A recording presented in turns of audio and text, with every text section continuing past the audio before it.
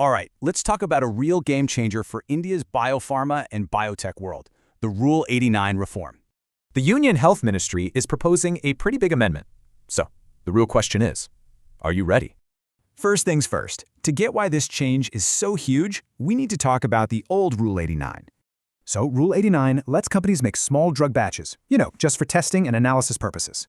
And to make those test batches, companies needed a special permit, what's known as a Form 29 license. But here's the problem. The old rule was kind of vague. It really created headaches for advanced biologics and vaccines. So, the solution? The new draft amendment fixes this with a simple but really powerful expansion.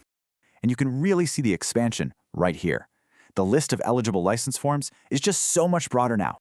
Okay, so what's the big deal? Why does this amendment really truly matter to the industry? For starters, it means faster approvals for test batches and a way clearer path for getting licenses. And who benefits the most?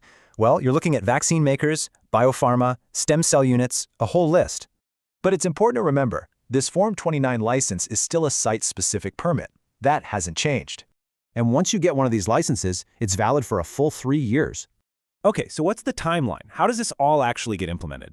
Well, the draft is out for public comment for 30 days. Then it'll be enforced within 3 months. So the big question is, will this help cement India's role as a global biotech leader?